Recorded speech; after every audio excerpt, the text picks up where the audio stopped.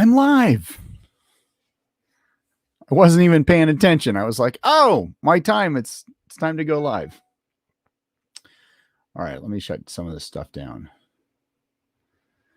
Okay. What are we going to talk about today? We're going to talk about rank. That's kind of what I wanted to do. Let me minimize some of this stuff that I've been working on. Got lots of projects going on right now. So, welcome to DojoChat. I am Sensei Mish, and today's topic is belt rank. Now, I did a journey episode about this, mainly not to really talk about rank, but to go over, because it's my journey. It's the whole school thing, and I want to talk about the ranks that I had kind of put together, and for my school. But today, when it and I'm going to give Harvey some credit here. When I went up to talk to him, I went up to hang out with him, a couple weeks ago, and we had actually planned to do a dojo chat, and he said that he wanted to talk about rank, and we kind of talked about rank a little bit, in our personal chat. But so, and I was supposed to be on last week. Everything's fine. I was going to pick up my kid from, from the airport.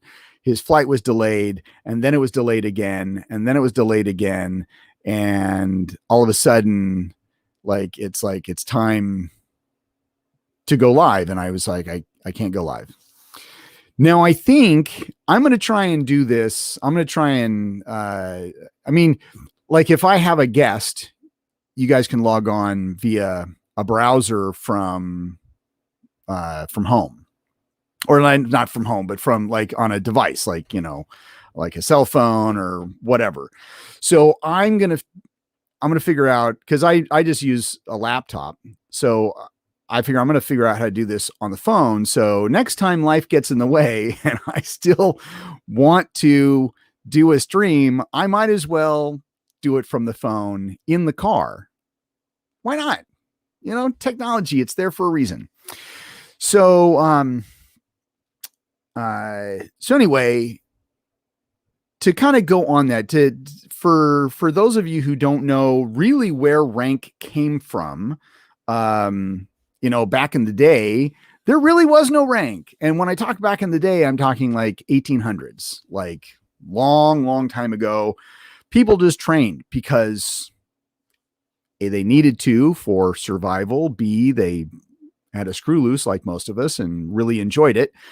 And they really didn't care. The culture, they really didn't care about rank. And so, and I'm going to butcher his name here. Jigoro Kano. He's the founder of judo. Any hardcore judo players out there, I really apologize if I screwed that name up. Anyway, so he's the one, he's credited with rank, creating rank initially, the concept of belt rank, and also the gis that most judo and karate people wear. So he issued the first black belts back in 1886. Before that, students were just basically given a scroll certificate. That's it. It was pretty much that simple. Gichu Funakoshi, father of Shotokan karate, Okinawan, he's the one that brought karate from Okinawa into Japan.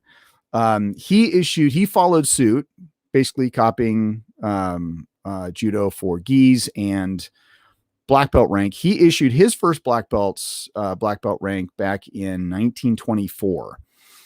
And then in 1935, there was a judo instructor in Paris that started issuing colored belts. No different than what we're used to now. One of the reasons he did this was because he felt that Western, and this is in my research, I pulled the research from my journey video for this, because I also kind of bring this up in that if you haven't seen it. But he says, and this isn't a quote, this is part of my research. This was, he felt that Western students would progress better and show more enthusiasm if they were recognized for smaller achievements. How many students out there, you know, get butthurt because they don't get a certain rank, you know, or they have to, you know, you get those belt chasers. And I think I would say it's that certain mentality that it starts at the color belts. They're always wanting to get to that next rank. And of course it gets into black belt, and then you start having those black belt chasers. So now when it comes to what is rank, I mean, it's, I don't know. It was originally created because, you know, they're a visual way to show, they're a visual way to show a student's progress level and knowledge based on that curriculum.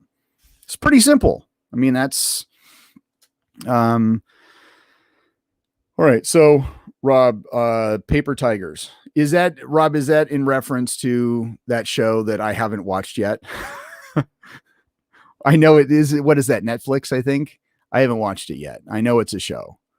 I might have to educate myself, but it's one of those where, I mean, and that's obvious. You're going to have some type of, you know, you want to basically visually look out. And especially if you have a commercial school, you know, you have some type of,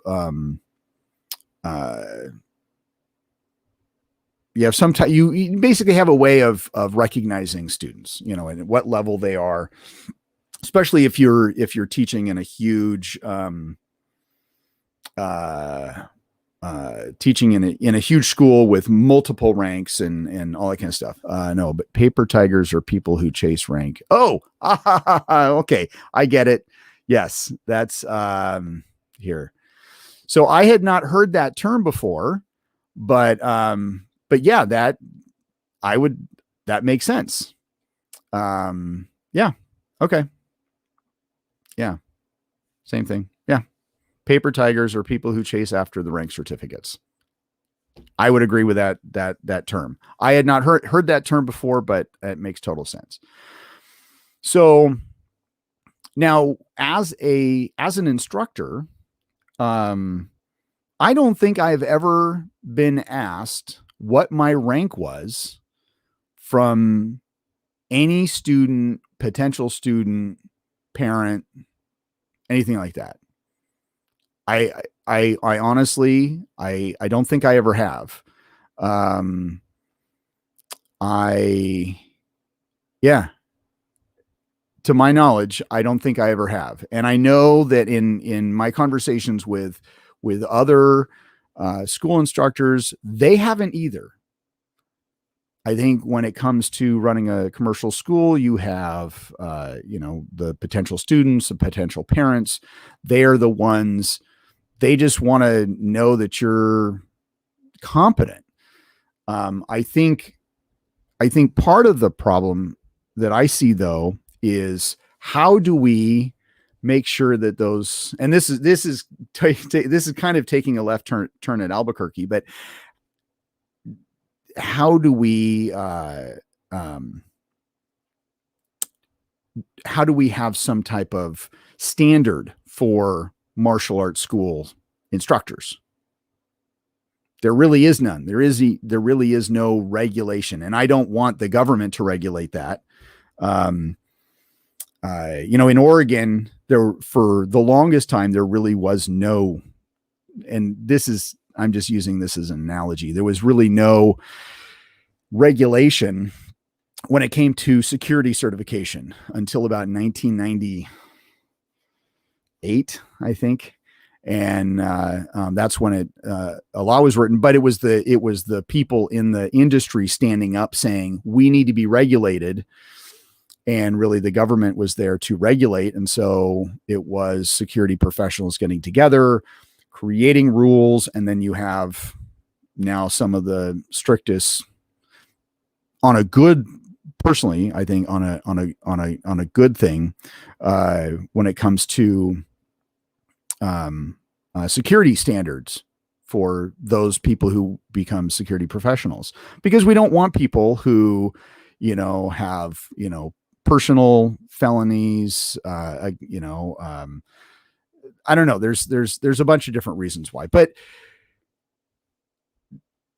and I think this kind of goes along with rank, in a sense, is that should you have, and I know that there's some systems that don't have rank, but there are, should you be a certain rank to be able to open a martial arts school? And should there, taking the government out of it, should there be a general organization that runs some type of certification to say, yes, you are of a certain rank and you've shown, that you can teach well, whatever, in your system, and you can go open a school, and you've had a background check and whatever. So some systems, I know, like Third Dawn is generally accepted as you're an instructor within that system. Ruku Kempo is kind of like that. I don't know about other systems. I know that there's been a ton of schools opened by first degree black belts. When it comes to rank and black belt, the longer I have been studying, the more and more I realize this a long time ago, but the more and more I realize that black belt is just the beginning. Like all the color belts up to, that's just building your foundation. It's like, if we equate this to like school, it's like, the color belts are all of your grades up to high school. And then, when you graduate high school, that's your black belt. And then you go to college to get whatever extra degrees so you can go teach or become that extra person. But then there are some people who just graduate from high school and go directly out into the workforce or whatever. And those are the people that get their first dawn, think they know everything, and then go out and open a school. Some people encourage that. Some people don't. I don't know. And then you have systems, for instance, like CSSD, Bram Frank's Common Sense Self-Defense. There are no belt ranks. In fact, the term that he goes by is skill is rank, which I am in total agreement with. And I probably should be because I'm part of the organization. So, but there are instructor ranks, not ranks, instructor levels. We'll use that term, instructor levels.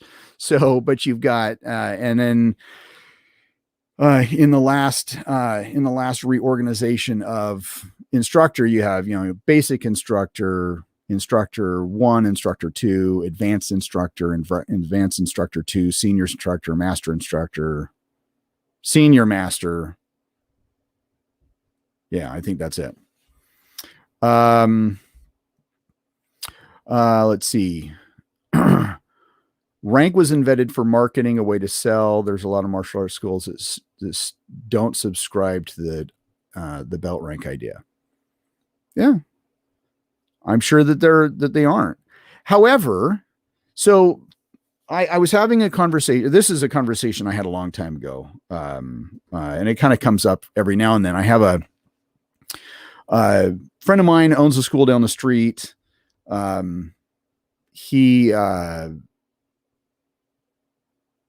Shoot, where was I going with this? So of course he has belt rank.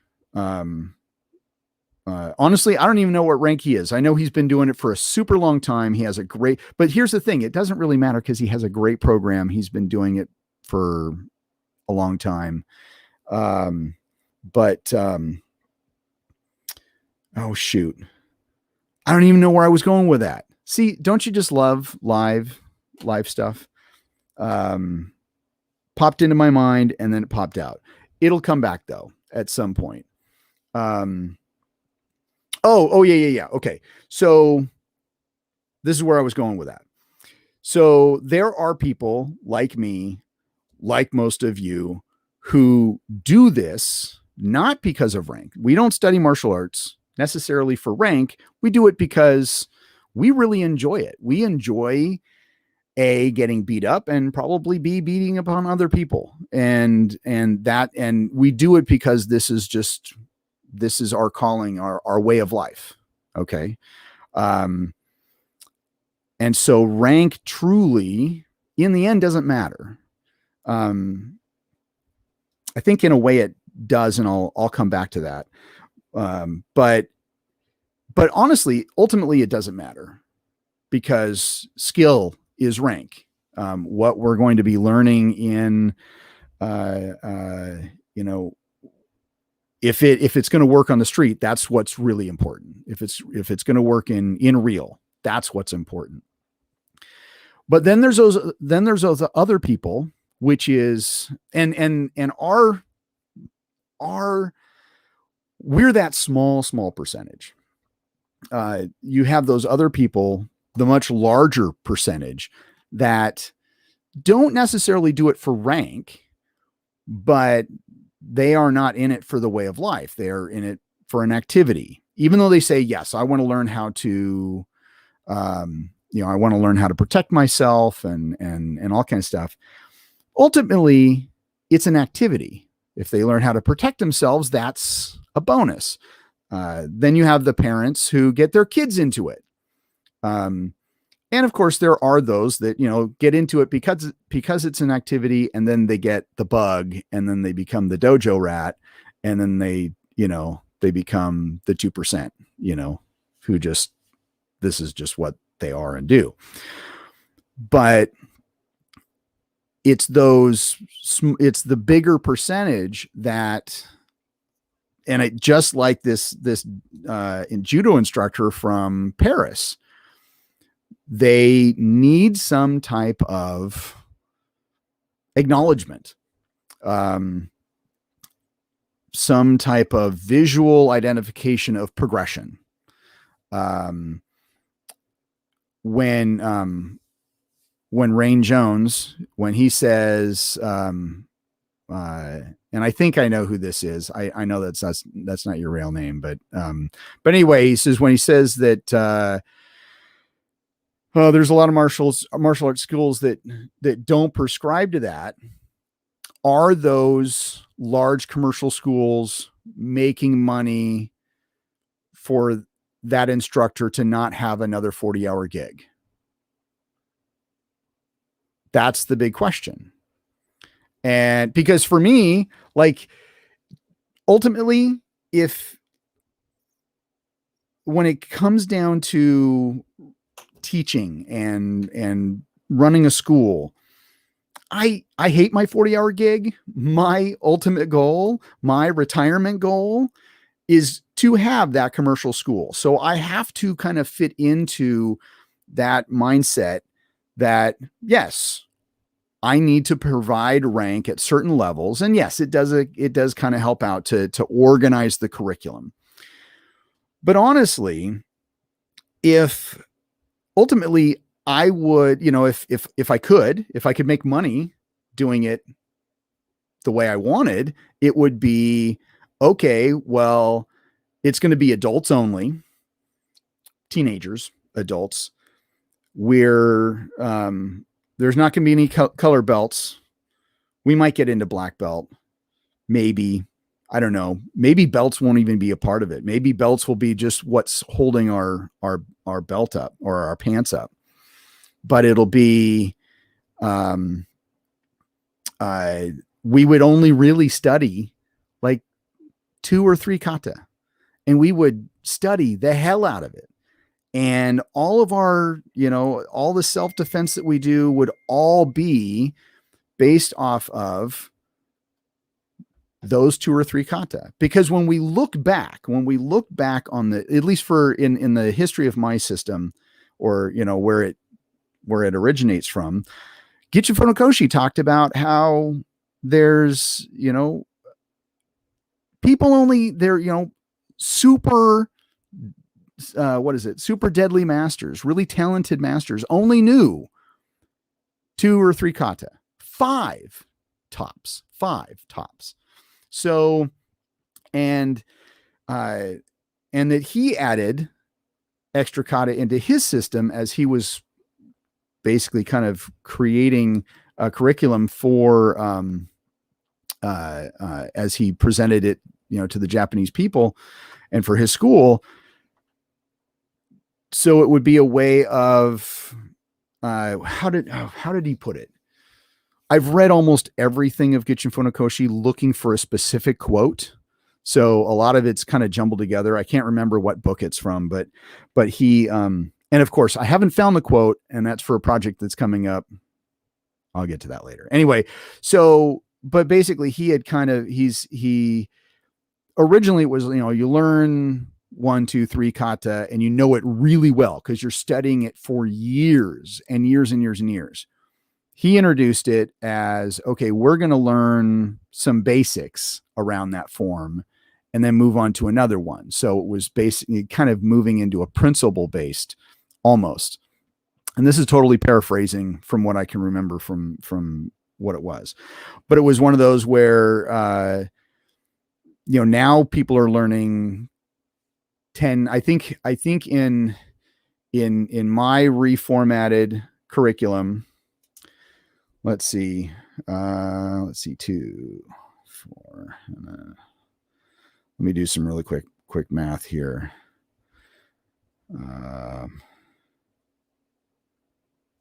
Let's see. All right. So let's see, 4, 5, 6, 7, 8, 9, 10. I have like 11, maybe 12 kata before black belt. And actually we could probably, because if we, with modular, as I was teaching modular online, I had basically created, put all the 1, 4, 12 and all the different module drills. I put that into kata form so people could practice it. So there's another 4 on top of there. So if you count those 4, there's like 15 kata. Honestly, I'd really only, if I had my choice, if I could make money commercially, I'd only teach like 3 kata, but I would be attracting only those 2%, and you can't make money off the 2%. And so when it comes to that part, you have to offer more, because people are going to get bored after doing 2 or 3.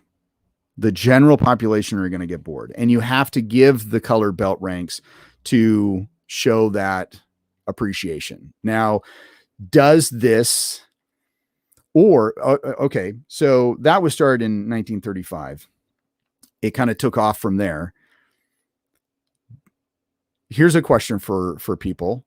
And if you're live, you can put it in the comments. If you're watching this afterward, put it in the other comments. But do you think that part of that is fed into the concept of everybody gets a trophy? I don't know, because we're in this participation award culture, and people, those kids grow up, go out into the world, and they realize that there's only a winner and only a loser. There's only one winner. Maybe if you do the top 3, you have that. But do you think that that's, I don't know. Personally, I think there is kind of an association with that, because now there's, you even have people who, and I actually started the Taekwondo school that I started in. If you showed up for if you showed up for if you showed up for a promotion, because they did promotions once a month. If you showed up and you stumbled through your form and your 1 steps and you didn't get your ass kicked sparring, which sparring really wasn't there, even though it was a Taekwondo, you know, you could walk out with your next rank. And a friend of mine and we actually put this to the test. He got his black belt in Taekwondo in 10 months because he showed up, he paid, and he really wasn't that good. But it was, we would learn he'd learn the form and we'd work on the 1 steps, and he showed up with a check. And he got his first dan in 10 months. But that's Taekwondo. I know I shit on Taekwondo. Every art has a purpose. But then you have, and I was talking to Bram about this, or Bram had brought it up on his birthday. When it came to Arnis rank, modern Arnis, there really was not a lot. Like, if you guys know the actor, and his name escapes me right now, but shoot. Okay, so the name of the actor, I can't remember his name. He played Al in Quantum Leap. He played in Battlestar Galactica. He's done a lot of other stuff. I can't remember his name. Anyway, he did this movie with Remy, he did this movie in the Philippines called The Philippine Connection, back in, I don't know when, the 50s. I don't know. Anyway, so he's over there in the Philippines and studying modern Arnis with Remy Precis. And when he leaves with a 2nd degree black belt in modern Arnis. And so it's one of those where Dean Stockwell. Yes. Thank you very much, Ray or Rob. Yes, Dean Stockwell. Thank you. So yeah, he leaves with a 2nd degree and then comes back to California and starts training other people. Then you have like famous martial artist Joe Louis. He goes, he's a GI during the war, goes to Okinawa, comes back as a black belt. But he only studied for like 10 months or something like that. It was like crazy. General Che of Taekwondo. He's the there is a much longer convoluted story in a book called Taekwondo, A Killing Art. Read that book. Awesome history. Anyway, so General Che, who's essentially the father of Taekwondo, depending on who you ask, Korean, goes to Japan to university, comes back a couple of years later, and is like a 2nd degree black belt in Shotokan, and then turns that into Taekwondo. So yeah, Thomas, he mentions Chuck Norris, Air Force in Korea, 8 months. Don't know what that, but yeah, I mean, so, and I don't know, it took me 7 years to get my black belt. I think it took Dan Anderson about 7 years to get his black belt ish. Dan Anderson, and then I'm talking about is Professor Dan Anderson, Modern Arnis, American Freestyle Karate. He's been doing this so long that he got his black belt before I was born, and I'm almost 50. So, so you have these masters, these very talented martial artists who get their black belt in no time. So, and first and second degree. So when it comes to, if we go back to the talk of what is black belt, I guess it's all perception. What does that style require for black belt? And I know that there are some systems that, that don't require a black belt or don't have black belts. They have, say, instructor levels. What, I guess it's all based down to what is required for instructor. I've mentioned Brannon before. He's an instructor down in San Francisco.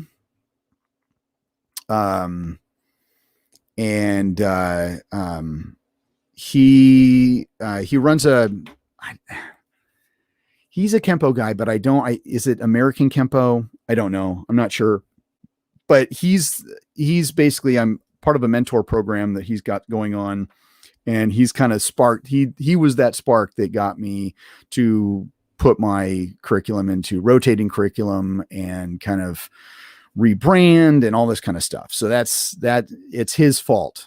When I become super successful. So I'm going to blame him for that. Very intelligent guy.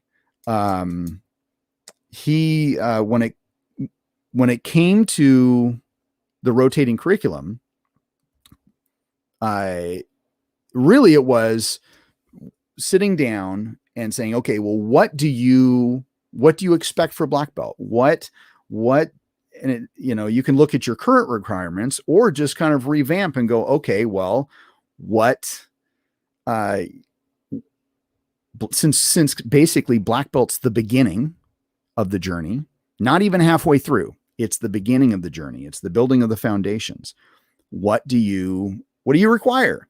And then reformatting that into however long. So my curriculum ends up being about 4 years. But it's whatever, so no matter, whether you're learning your forms out of order, traditionally out of order, or you're learning, in the end, at the black belt test, everybody's doing the same thing. It's all, regardless of what order you learn it in the end, you're doing it all the same. You're testing the same level. And so when the subject of what is rank, the other question that comes up, I think for me, because this is something that I have kind of an issue with, is how young should a black belt be? Put that in the comments. How long or how old do you think, or even as if you don't do black belts, instructors, how young should an instructor be? Or even that first degree black belt? What do you guys do in your system for that? So if I had a student start at 8 years old, so you got 9, 10, 11, 12 years, 12 years old.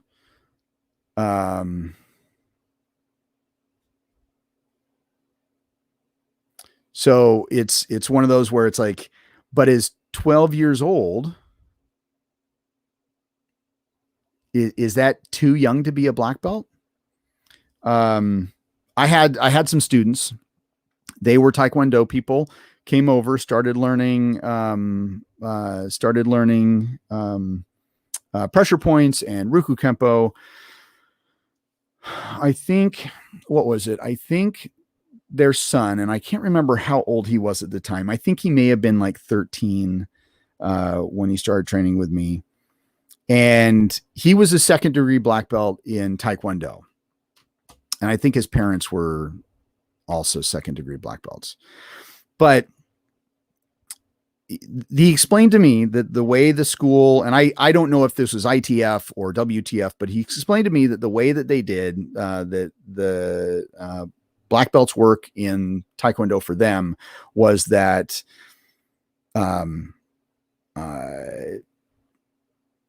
the kids could get black belts. You know, once they get to a black belt, they get their black belts, but they're considered junior belts. They're considered junior black belts. And then once they reach a certain age, I think it's 16, I could be totally wrong on this, that they pay more money because it is all about money.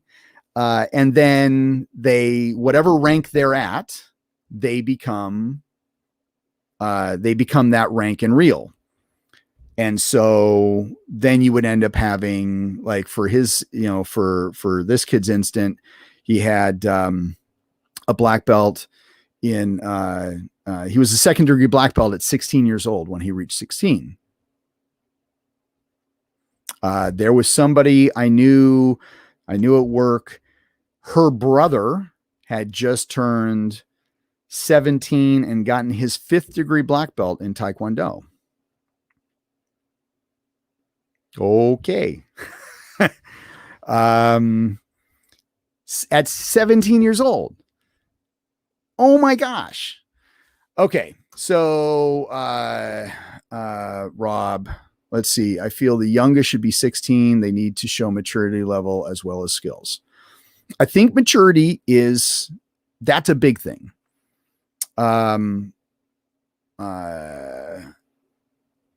Another thing from Rob. My friend's school has a junior black belt level for kids until they reach 16 or 17, and then they're able to retest. So, bring up Brannon again. So Brannon, he started when he was like, I don't know, like 4 years old, 4 or 5. And he ended up he said he got his brown belt at like 8. He got his brown belt at 8 or 9. It was his father's school, but his father said, until you can actually fight an adult man, you will not get your black belt. So he says he thinks he got his black belt at like 17. So say he got say he got a brown at 8, or let's just say 9. Let's say he got a brown belt at 9. That's another 8 years of being a brown belt for 8 years until black. Now, I think that's great. Would it work in a regular commercial school? I don't know. Probably not. They would probably work on that 2% that's not there for rank. So really, I guess when it comes to what is rank, say what is a black belt, it's whatever your school is going to recognize it as. Now, it's us as outside people trying to recognize what is that, how does that relate to my art? Because like JiuJitsu, Brazilian Jiu-Jitsu, they're like, it's like 10 years to get a black belt. I'm okay with that. If that's their culture and if that's how they do it, that's fantastic. I don't know the age, but say you start, like even say you start at 6, you're still getting your black belt at 16. 16 or 17, I don't think is a bad age. Let's see, Tom Kalos. I don't know if you guys know who Tom Kalos is. He is, he used to be part of, he's a famous martial artist. Well, depends on how you consider famous. I know him because he's a competitor, competitive martial arts fighter. He does, what is it? He was part of the Martial Arts Industry Association. So he had articles in MA Success Magazine, all that kind of stuff. He had created what he considered the ultimate black belt test, because he felt that that it just was the black belt tests were just too easy. Like there really wasn't any challenge. Like you go, oh, okay, I'm going to learn a new form and I learn some new 1-steps and I do this. And then you get your next belt. His history is in Taekwondo, by the way. Not to knock on Taekwondo, but that is, I'm just stating a fact. So he actually, he started kind of I don't know how far it went. He hasn't talked about it in years, somewhat retired, but he started this kick years ago that black belts shouldn't be any younger than 18. And I was like, yes, 18. Like, and you know, I see these kids getting their black belts at 13 and all that kind of stuff. So, so I guess really what it is how does that equate? What do you think a black belt is? That first degree. Now when it comes to, I guess that's the ultimate thing. I guess you tuned in to listen to 40 minutes to really go, oh, okay, well, a belt is a way to visually gauge somebody's level and acknowledgement. And it's really up to you, the instructor or the school leader or the organizational leader, to really identify truly what a black belt is.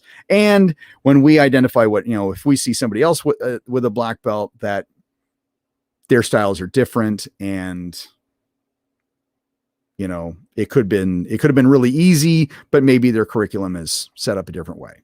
Because obviously, when you look at all these different systems, they all have different requirements to get to black. Now, when it comes to, as Rob had mentioned earlier, the paper tigers, I love that term. That it is, you get those people once they get to black. Here's another thing. You have those people, and I think it's the larger majority, that once they get to black belt, they're done. I accomplished black belt. Well, if it's super easy to get to black belt, you really didn't accomplish anything. And maybe it's our fault that then you have that we didn't build the culture well enough within our school to say it's more. You know, there's more beyond this. Don't just leave because your parents wanted to do it just so you could have on your, on your resume that you're a black belt. Because honestly, as somebody who used to hire people for a business, I saw that, and it's like, well, when did you get your black belt? Hey, I'm a martial artist too. You know, we're in a way brothers. So when did you get your black belt? Oh, I got it when I was like 10, and then I stopped training because I got it. And I'm like, and you're what, 25 now? So you haven't done martial arts for 15 years and you're putting it on your resume? That's BS. So does not impress me. But then you have the people who go, okay, well, then you have your paper tigers that you have, you know, they get their first degree. Okay, well, what's for second? And they always got to go for that next one. Now, I know somebody who, they don't watch this show. So I know somebody who, they were frustrated by their rank because they had not promoted. They had not, they were looked over a couple different times. They were what was it? There were other people who were not necessarily more active, but that had gotten rank above him because they just knew the right people. So he reached out to me. I rank up through Mark Klein. He's kind of my Kyusho Kempo mentor. And so he's like, hey, what do you think about Mark taking me on? And I'm like, sure, we can always ask. So, Mark came out here. We had did a seminar. They met, they talked, and Mark kind of told him the same thing that he told me. It's like, keep doing what you're doing. Send me some stuff. Let me let me see where you're at, and we'll see about going on to that next step. And he was frustrated by that because Mark didn't tell him, well, I need you to do A, B, and C. And I guess for some people that could be kind of frustrating. I will admit that, I got my first done under George Dillman. And when I constantly didn't hound him, but when I was like, hey, sir, what do I need to do for my next rank? Of course, he's on the East Coast. I'm on the West Coast. I was always told by him, just keep doing what you're doing. And so I would send him video of what I was doing, and just treated me like a redhead stepchild. And he deserves a lot of respect for what he has done for the Kyusho community, and starting it. And anyway, I won't go down that path, but it was frustrating for me because I wasn't being promoted, and he just kept on telling me, just keep doing what you're doing. So I understand that was frustrating. So, but at least I kept on doing what I was doing and improving myself and doing that and trying to become better, even though I didn't have an ABC. Well, this guy was like, well, that's frustrating. And then goes over to another organization and was like, well, how can I get ranked through you guys? And they're like, oh, here's ABC. So then he follows through with ABC, do your form, do your 1 steps, do your self-defense. Oh, and here's your 7th dan. And it's like, seriously? Like, so I guess him knowing that he's a 7th degree black belt is, I guess that's fine. I kind of lost a little bit of respect in him for doing that. It's like, he went from somebody who's frustrated, and I get it. Not having a lot of direction.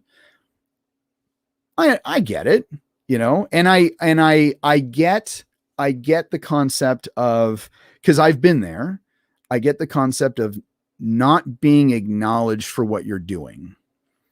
And not that it's chasing rank, but that there is, that it's like, it would be nice if my seniors would say, hey, you're doing a good job. You're on the right path. Here's what you don't deserve, or here's what you do deserve. I understand that. But it's, but the whole paper chasing is just a little bit much for me. Oh, here's a good, there's always an A, B, and C. If not told, A, patience, B, dedication, and C, consistency. Yeah, absolutely. Absolutely. So I don't know. I mean, there's my thoughts on it. Is rank needed? Oh, Harvey. Hey, how you doing? Harvey, are you just tuning in? So, like I said at the beginning, I didn't steal this concept from Harvey, but Harvey and I were originally going to do a podcast and talk about rank and its importance or lack thereof and what the meaning of it is, all that kind of stuff. It's funny. This just kind of, yep. Just hot here. So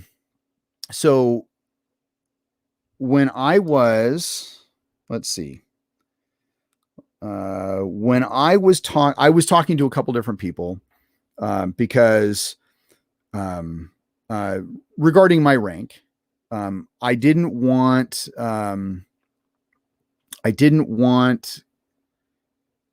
because Mark and I don't talk about rank. It's one of those things where it's that, it's just kind of there.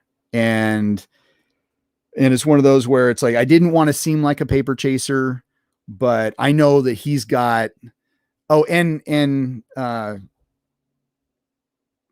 I won't mention it. He doesn't want any sympathy. I'm sorry. His dog just died. He's been going through a lot of stuff, but anyway, Mark's a busy guy. You know, he's got a school, he's got his Q-Show corner, or not Q-Show corner. Q-Show corner is me. He's got his Q-Show Institute. He's got a lot. He's writing books. If you haven't gotten any of Mark Klein's stories, he's got 2 books out. I know he's working on a 3rd. They're actually really good. Like I said, in front of a huge group of people in Indiana, they're not Pulitzer Prize winners, but they're actually pretty good. I don't know if he actually, if he appreciated that or not, but yeah, no, they're actually pretty good. Go on Amazon and pick them up. But anyway, so I was talking to a couple different people because it's not a topic that he and I talk about. And so I didn't want him to think that I was paper chasing, being a paper tiger. But it was one of those that I was like, hey, you know, I was talking to other people, how should I approach this? You know, because honestly, we don't talk about it. So I don't even know, like, in his mind, how long it was from one belt to another. So anyway, so he, so I was talking to someone and I had used the term, and this is kind of where I'm going with this. I had used the term peers that, you know, further rank, like in the beginning, 1st, 2nd, 3rd, maybe there are certain requirements that you do. And I have requirements for, you know, 2nd, 3rd, possibly 4th. But really after that, it's like, what have you given it? Kind of the concept of what have you given back? And, you know, Mark never told me, hey, do this kata, do this. It's keep on doing what you're doing. So, and time frames, I don't know what his time frame is. Honestly, I don't know. I've seen 2 years. I've seen 5 years, all different systems. And maybe I probably could have led with that just to say, hey, you know, do I continue doing what I'm doing? What do I need to do? But anyway, so I had used the term peers because the way I see, yes, Mark by rank is senior to me. Harvey by rank is senior to me. Dan Anderson is senior to me.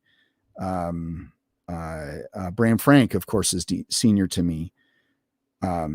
There's all of these people, and some of these people that, and other people that I deal with, I don't even know what their rank is, but I see them as senior to me.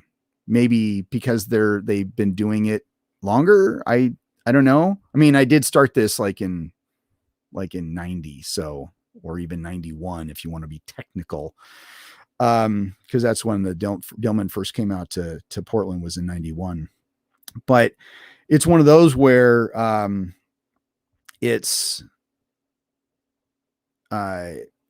but even though technically by belt rank, they are senior to me, I see them as my peers. They're my friends. And so I don't, when I use it, I was talking to this one person and I use the term peers, acknowledgement from peers. And I was quickly corrected as no, they are not your peers. They are your seniors.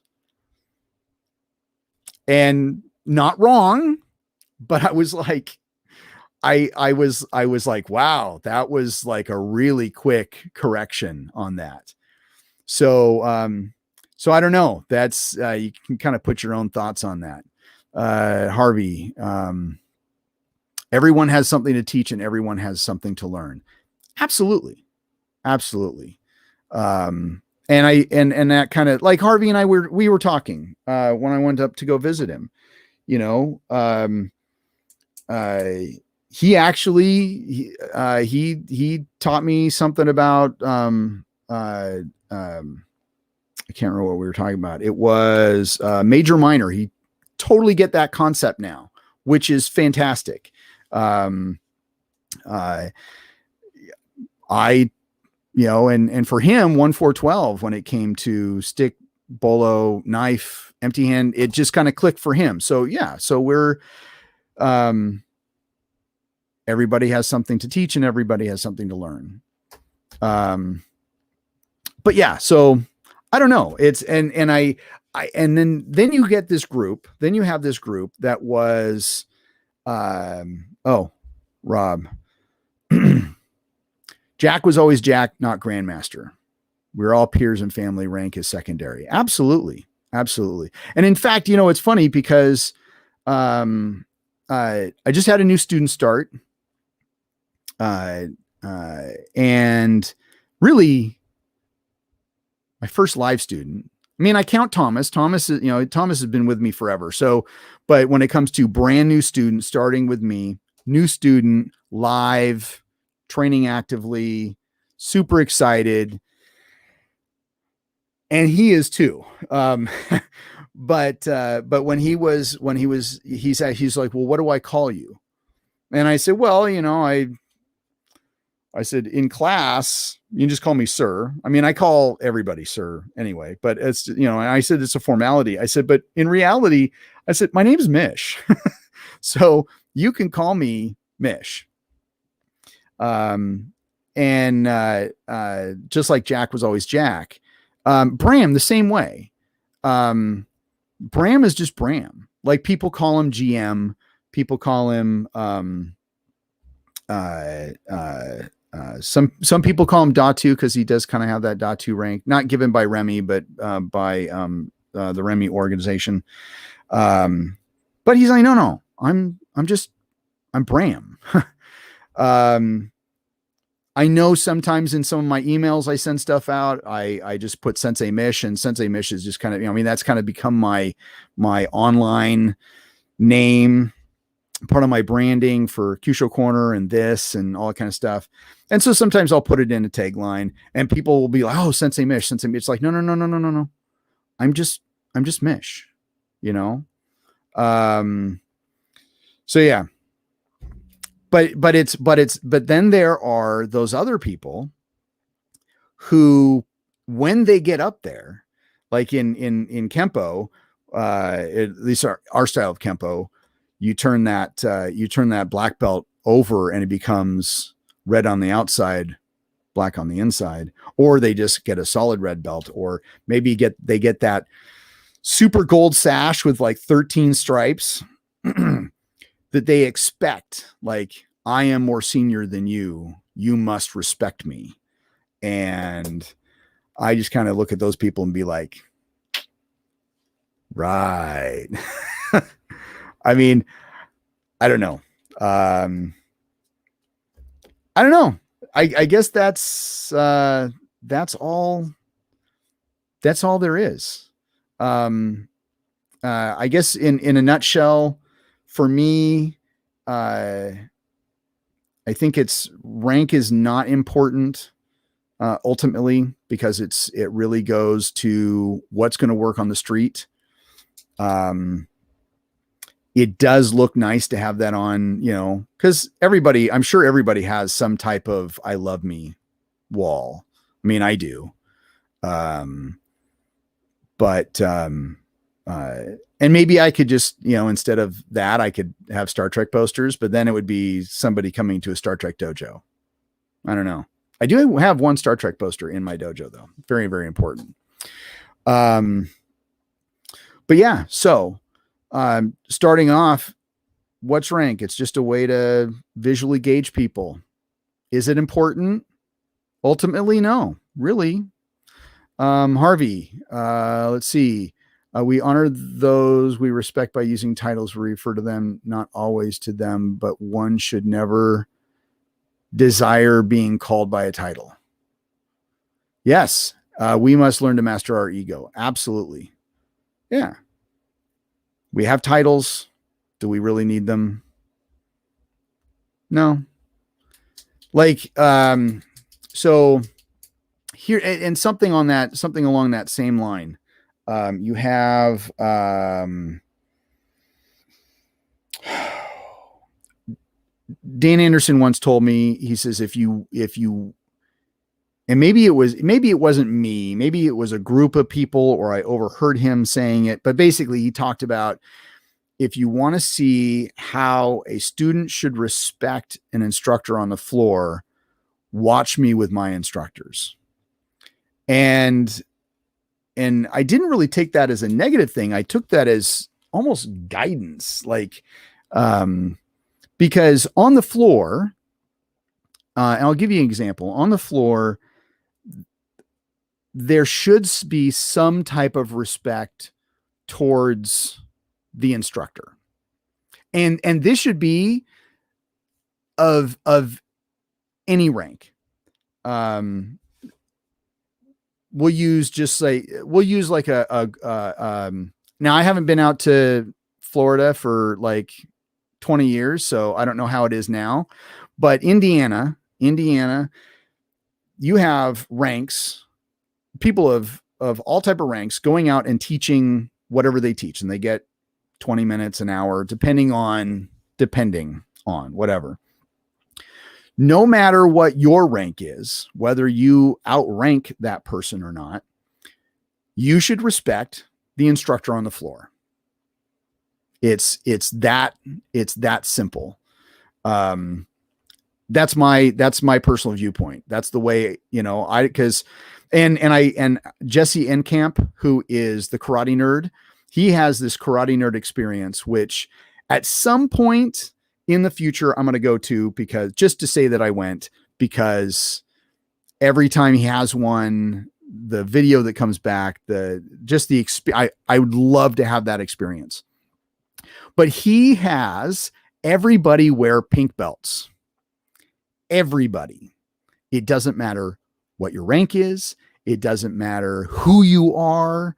Everybody, including him, wears pink belts, because his thought is that we are all the same on the floor. Whoever's teaching is teaching, and the rest of us are students. And so it really doesn't matter what our rank is.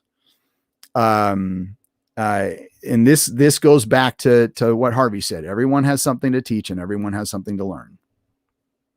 Okay. I love that concept.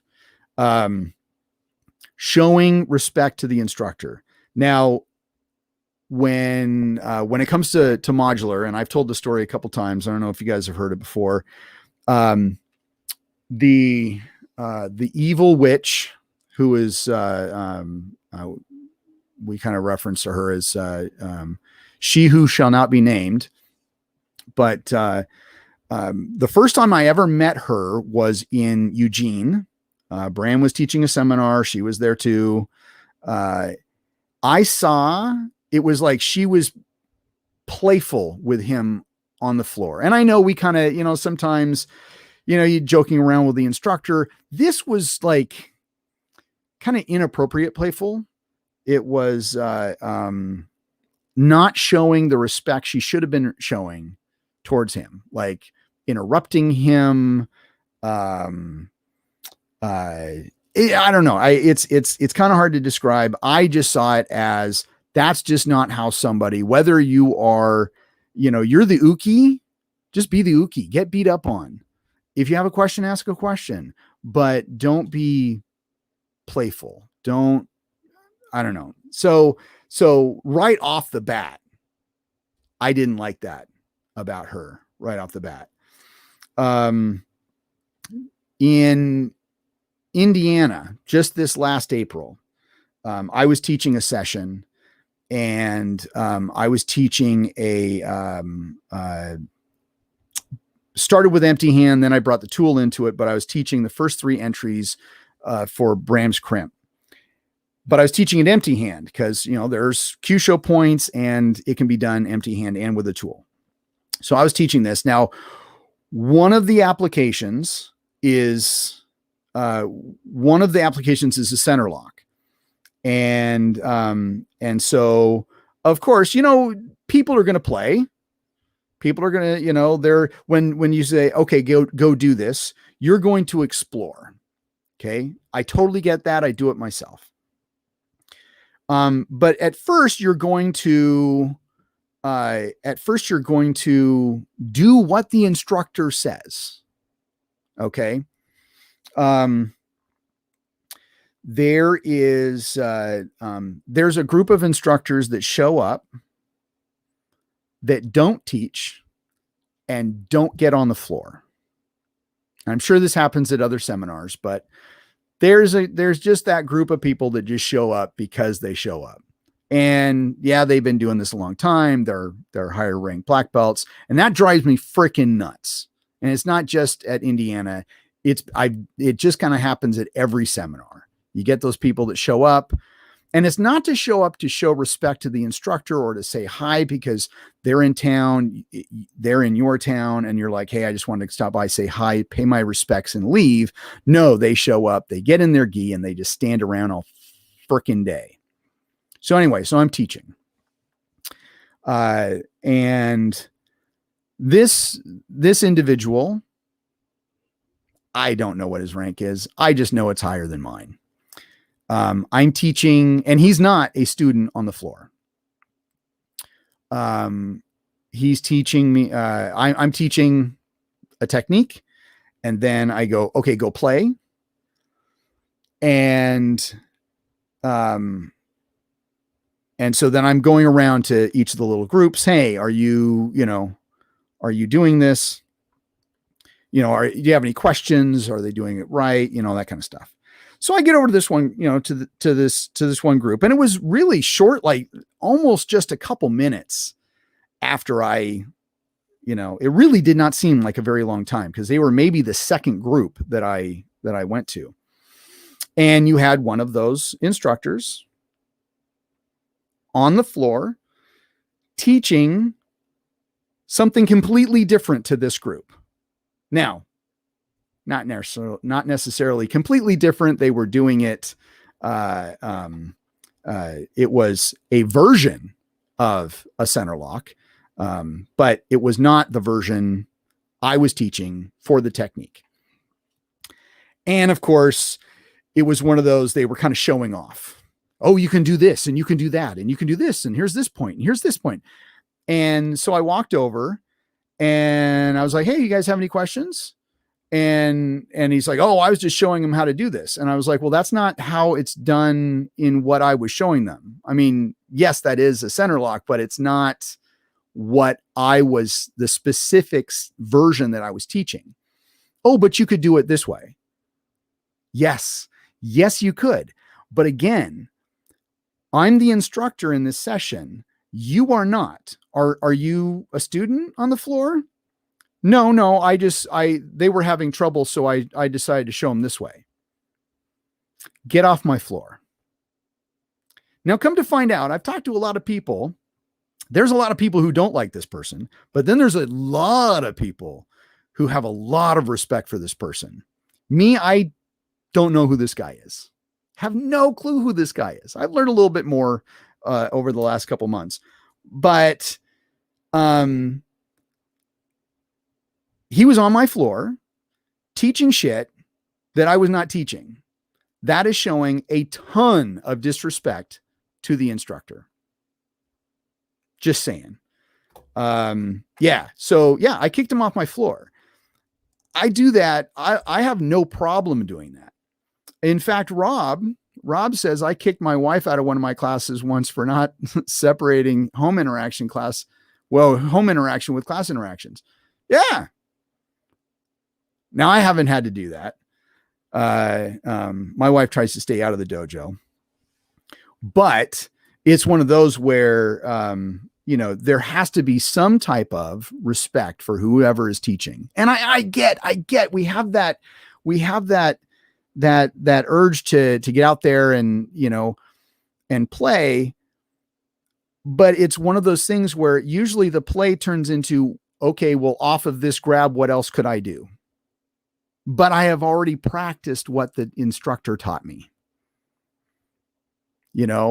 I don't know.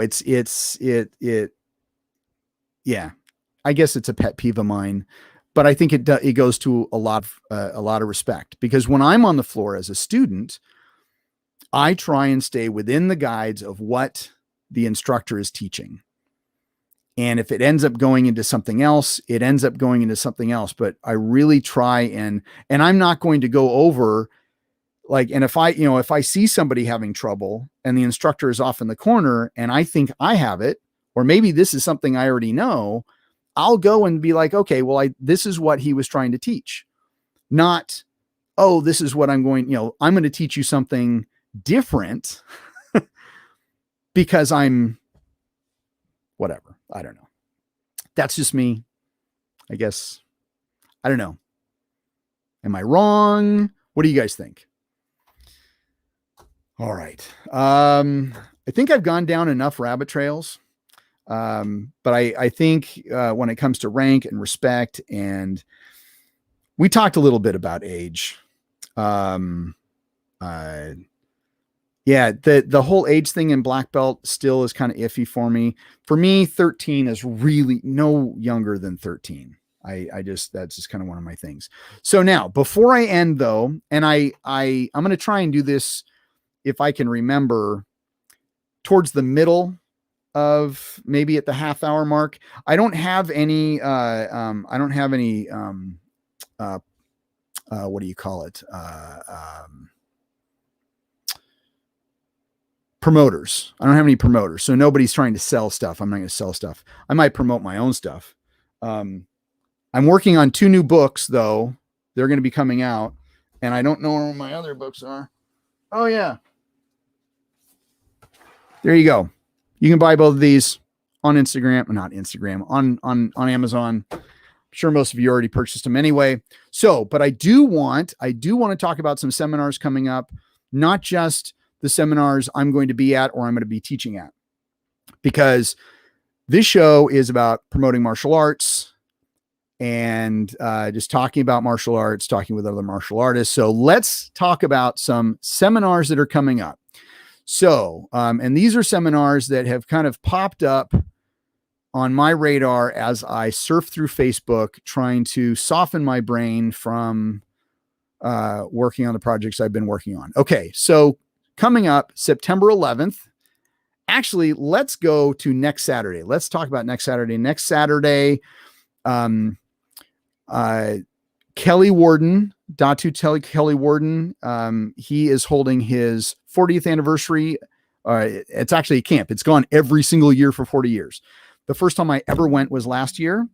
Year 40 is this coming weekend, next weekend. So if a dojo cast happens, it might be live at the camp during lunch.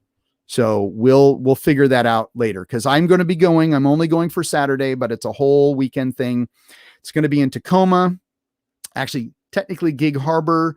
But if you go to wardensystems.com or look up Kelly Warden on the internet, it's not even on here on my list. I just started with September 11th, but can't forget about Kelly.